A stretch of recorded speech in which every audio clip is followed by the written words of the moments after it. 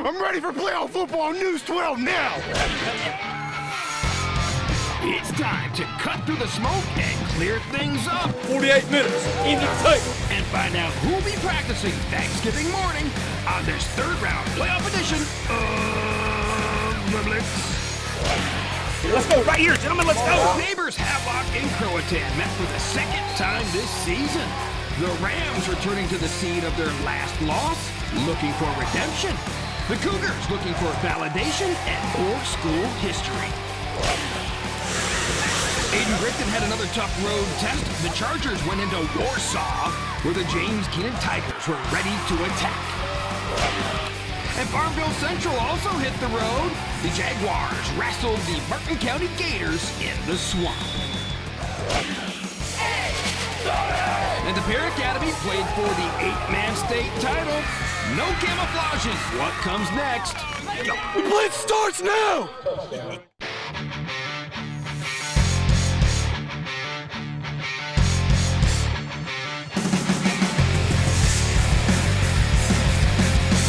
Man, oh man, what a third round. Welcome to another award-winning edition of The Blitz. We had some great ENC playoff matchups this week with so much on the line. At the beginning of every season, every team sets a goal of practicing Thanksgiving morning, but only a few will be able to do that. Run off that turkey. It's time to find out who. Will it be perennial powers like Havelock or a team like Croatan, which was playing in its first ever third round playoff game? It's our law offices of John Drew Warlick Blitz premier matchup, and boy, did it live up to the hype. The two neighbors met in Broad Creek for the second time this season. Remember the Cougars beat the Rams 14-7 on September 26th for the first ever win over the Lock? In that game, Havelock scored first. In this game, Havelock scored first. King Patillo, 80-yard run to go up 6-0. And who's the paper boy? It's J.J. Smith saying you can read all about it after you watch the Blitz. Kenan McBride comes right back to Riley Robinson, the senior, or to, Andrew Boucher for the touchdown, made it 7-6. The Cougar fans pumped because then they'd see McBride hit from a ways out for this field goal to cut it to, or make it a 10-6 lead at the half. Johnny Humphrey complaining to the police. He needs McBride on the basketball court, he says. But third quarter, first drive, Havelock, King Patillo gives Havelock the 14-10 lead. And Charlie Smith, the old Havelock coach, approving, but McBride, a 45-yard field goal, cut it to 14-13. Brent Wooten says, well, guess what? I got freshman to freshman connections going here. I have got my quarterback, Mr. Montaigne, to Mr. Lloyd, and just like that, Havelock with the 21-13 lead, but Mo said, hold on, anything can happen here. And we'll watch it on the Blitz. Well, Andrew Boucher, the water boy, makes it at 21-19. They missed the two-point conversion. You couldn't dampen the enthusiasm of the Boucher fan club, but Croatan got the ball back. 1 minute to go. No timeouts left. Look at Kenan McBride to Riley Robinson. Then McBride again to Robinson. Then McBride again. 20 seconds to go to Bo Boyd. Where's he been? He gets it with 19 seconds left, setting up McBride for the 32-yard field goal to win it. And it goes right down the middle. It would have been good from 60. The Havelock Rams had one last play, but the Cougars defense ends it with a sack, and that touches off the huge celebration in Broad Creek. Croatan making school history, and they are headed to the postseason's fourth round. Proud of our guys, the way they battled right there. They never quit. I mean, they haven't all year. And just so proud of our guys, the adversity that we faced, the moments that we've seen all season, they just kind of came into play tonight. I mean, our guys just trusted each other, trusted the process, and what an amazing football game. We work on that every Wednesday. NASCAR, we call it NASCAR, we go fast. It worked perfectly. I mean, it's just awesome. I mean, the school's never experienced something like this, so it's awesome for the community.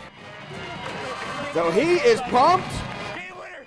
We on to the fourth round, first time ever. Yeah, first time ever, but second time practicing on Thanksgiving. Next up, they face the winner of Southern Nash and Hunt, who had a rematch game of their own. The Firebirds and Warriors met in Wilson. Hunt won their first meeting 51-34. That was October 10th, but fast forward a month and some time later, just hand the ball right off to Dorian Jones. Big boy number 24, looks like a high school version of Marshawn Lynch. Didn't have to do as much beast mode there on that run, but he says, hey, you can call me, my number's here. Scouts are always hitting my DMs up, and a reason why is because he wasn't done there quite yet. 2-4, punching it in for another score. Hunt was feeling good at home. They won the first game by a lot. They won the second game by a lot. Warriors win 42-21. That's where Croatan's heading next week.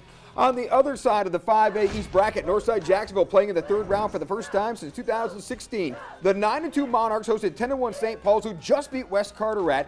And in the second half, Northside, how about Vincent Petito is going to take it all the way back for the into the red zone for the good field position, and then one more time, it's going to be, a pick six the other way. Malika Locklear.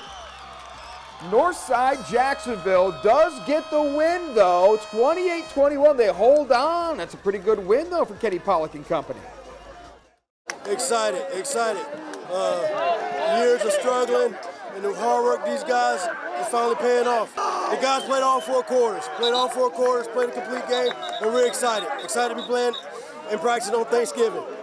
Thank you, sir. Good luck. Thank you. Yep. Good luck. The Monarchs back in the fourth round for the first time since 2016. Next up, they are going to play Rocky Mount, and they will host Rocky Mount. The Griffons go on the road to beat Northeast Guilford 31-12.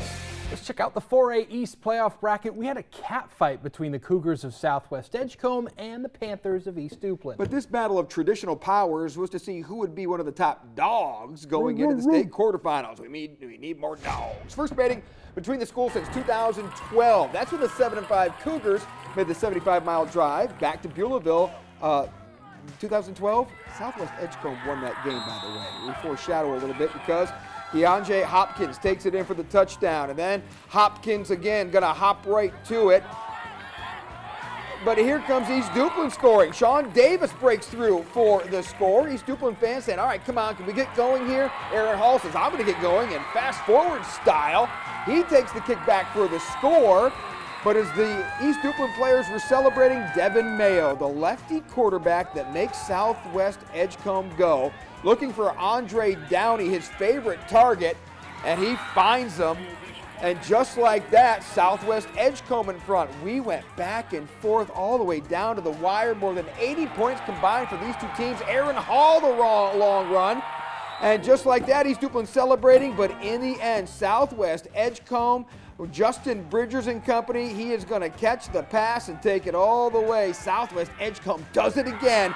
They win this shootout 44-41 at East Duplin.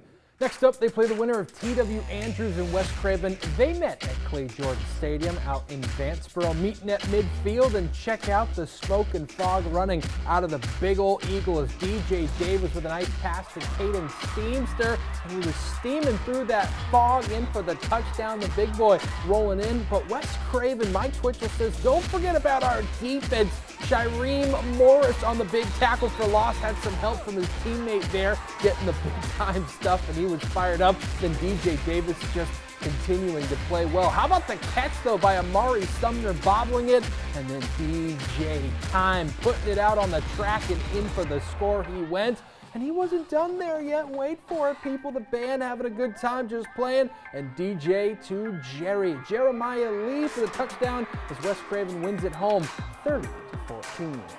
In the other half of the 4A bracket, North Pitt played a third-round game for just the second time in school history and the first since 1987. But the Panthers had to go 200 miles on the bus to play Central, Davidson, and Lexington southwest of Greensboro. And they were down 21-7, getting the bus legs out of them. But Bryce Cox to Devon Hudson. Let's do it again. It worked so well. Cox to Hudson, drops it in, and Hudson goes for the Tudson. And just like that, they cut into that lead. But Central Davidson, a little too tough at home, got out to that early lead, and they were able to hold on and get that victory despite the Cox to Dontarius Robertson touchdown. 40-22, North Pitt's season comes to an end.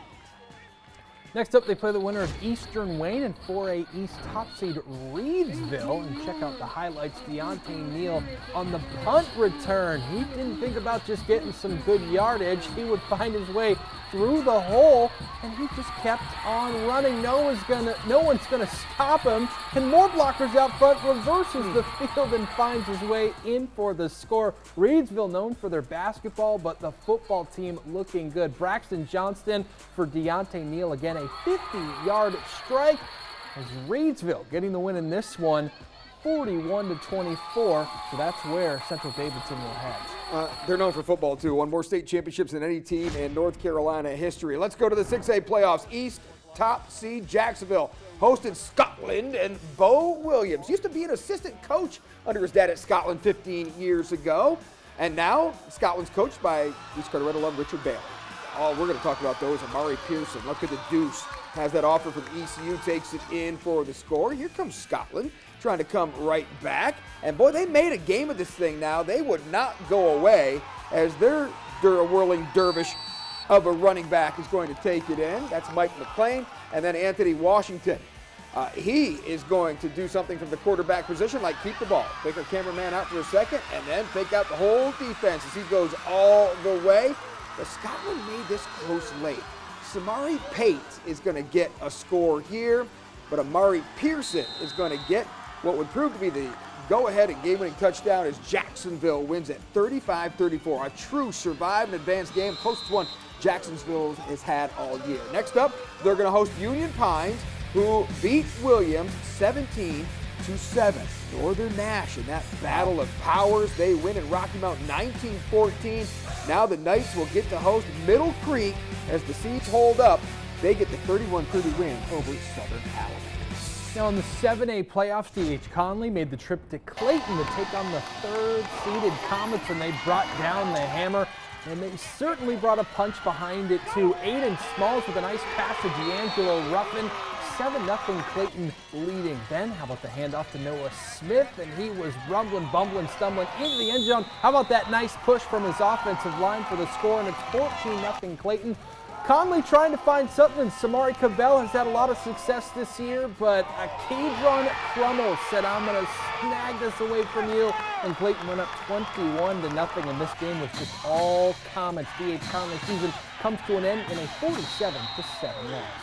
Next up, Clayton was hoping they'd have a rematch with their rivals from Cleveland, but Southeast Raleigh, the team that took out New Bern, also took out the Cleveland Rams, 49-37. Well, Garner all over Cape Fear, and Cardinal-Gibbons, another Raleigh team, took down Torrey Nowell, the former Pamlico and New Bern coach, Thursday night, 40-19.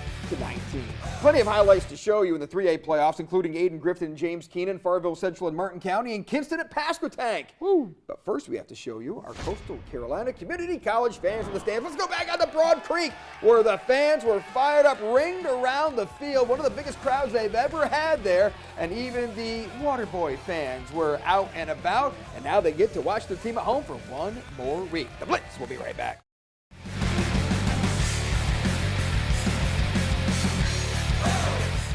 Hey, thank you for watching The Blitz. The 3A playoffs, quite the gauntlet of area teams, including Kinston, Farmville Central, and Martin County. As well as 3A East top seed James Kenan and Ayden-Grifton, and they played each other out in Warsaw. Oh, AG back on the road again. They won at Whiteville last week. James Kenan undefeated at Bill Taylor Field this year. The Tigers on a 12-game home winning streak, and well, they're looking pretty good. Talili Pearsall giving in for the score.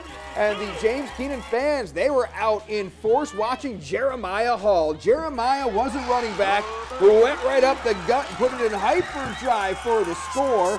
And then how about Cal Avent of the Avent family tree of Duplin County? Cal gets the short TD run wearing that number 9 uniform. Lots of celebrating for the cheerleaders in Warsaw.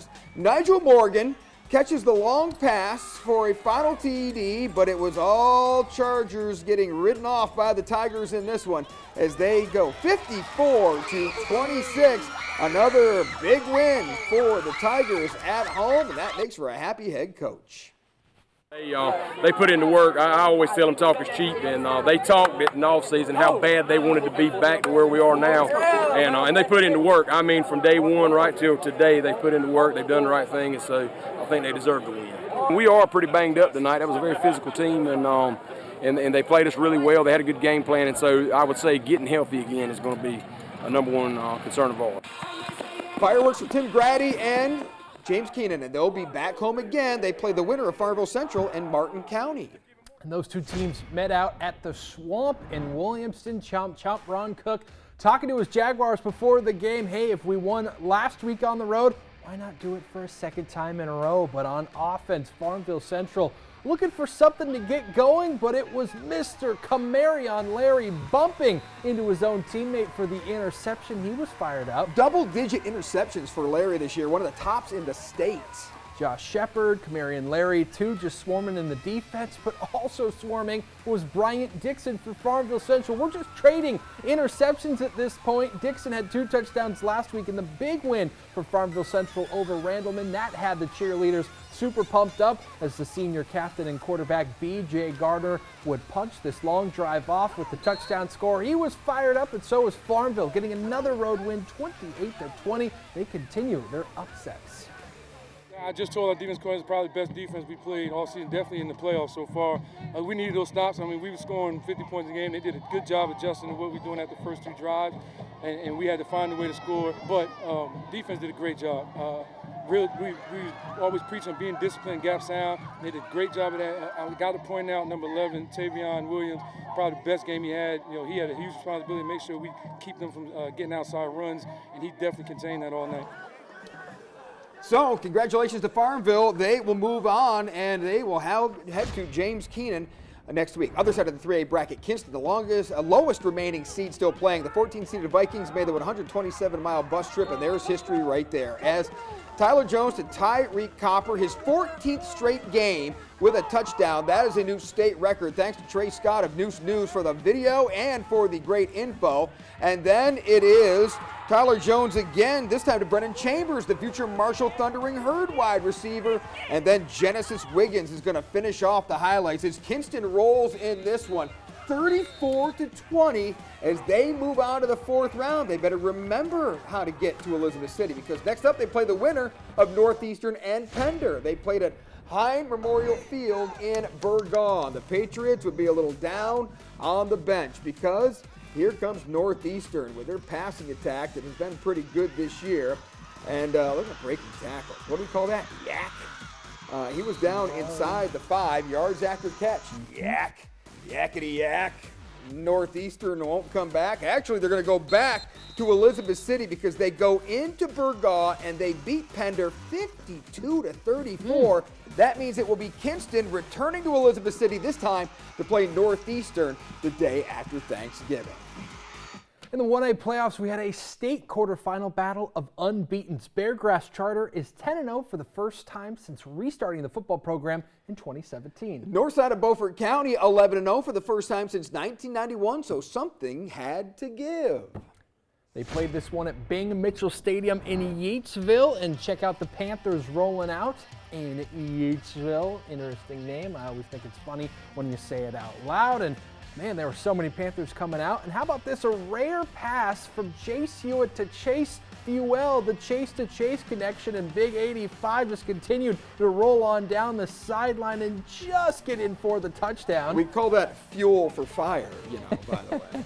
A little bit of a water break, taking a break, but Northside's defense, they don't get enough credit on these highlights, but they certainly made a ton tonight, holding Beargrass to just 6 total points on the night, and there was the Panther faithful in their camo night feeling good. I couldn't even see him. I think there's Parker Harris right there up front. Parker. And then Sincere Columbus, the senior running back who's having quite the year, runs away, and so does Northside in a 43-6 win.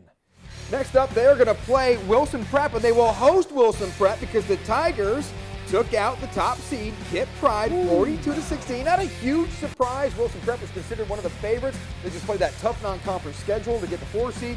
Check out East Columbus. They had to take their 3-8 record, 388 miles to get beaten up by Robbinsville That's just, we got to fix something in these playoffs. Anyways, the Knights will now play Thomas Jefferson Classic Academy, who, I'm sorry, they'll play South Davidson, who beat Thomas Jefferson Classic Academy, so we don't have to worry about that long name, 27-12. 2A playoffs. Edenton Holmes took its 7-game winning streak to Calypso to take on a 10-1 North Duplin team that was undefeated on Grubbs Field this season. Let's start with this one in the second half. North Duplin dominated the first half, leading 14-0, but here comes Edenton running back DJ Sutton.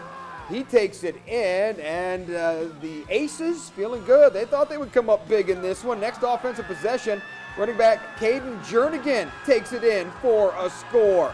We're all tied at 14, and the Aces feeling good. Then Mason Byram going to Kazur Downing. Ball on the ground. North Duplin recovers, and then how about another problem? I talked to one of the coaches for Edenton. He said they would have rolled if they didn't turn the ball over so much. This time North Duplin returns it all the way for a touchdown, and they took a 21-14 lead. But Edenton playing so well. You know, they lost their first 4 games of the year, and they've been on a roll ever since. Kazuri Downing. He is down with scoring a touchdown. This time, this would help. He stepped out, didn't call it. This means it goes to overtime, and in the OT, Byram, the touchdown to Jamarian Basnight. So the Aces take the lead. North Duplin comes back. Carell Phillips scores his 3rd touchdown of the night. So we go to a second overtime. That's where North Duplin, oh no, it's tipped and it's picked. So all Edenton has to do is score, and DJ Sutton does it. Edenton wins it in double OT, 34-28 to get their 7th straight win of the season. That's their game plan, is to play keep away and keep you from having the ball. And you know, you get down 14-0 and it's already halftime. You start scratching your head a little bit. But it was so much self-inflicted, you know, careless mistakes that we made, turning the ball over, stupid penalties, and you know, we got to learn to be more disciplined if we want to continue going. I need to correct myself. It's 8 in a row for Edenton. They're still running out the door, and they will play the winner of East Carteret and Warren County next. The Mariners set sail on a 180-mile trip to Warrenton right next to Virginia border. Good start for Mariners. Miles Shelton with the touchdown. Luke McIntosh had a 2-point conversion, but Warren County won the game 44-23, ending the Mariners season 6-6. On the other side of the 2A bracket, top seed Tarboro went after its 22nd consecutive win. Hosted Hopton out of Sampson County. You see that sign? It said they breezed past the first round, second round, whatever. Third round, show us some competition. Cameron McDowell Moore said, how about you don't, as he whizzed into the end zone, and Sweet Pea was feeling good with the holler. And how about this? The Hopton defense knew it was coming right back at him, but reverse. How about the handoff to Jalen Fair McNair, finding his way down the sideline, a blocker, and that was 6 points. They're all doing the track sideline, and wait for Jeff Craddock. What does he say? Told you it was coming. Told you it was coming. He was right. Boom. He was happy to see number 3 score, and Tarboro rolled yet again. A 47-12 victory. Tarboro stays undefeated, 12-0 on the season. Must be why Jeff Craddock's a Hall of Famer, right? Next up for Tarboro, they get to host East Bladen, who took out Manio 38-21. So East Bladen, you're now on the clock in the Tarboro Invitational. We call it the 2A East. All right, up next, our Battle Royale. It's the 8-man state championship game. Wait till you see how this one finished.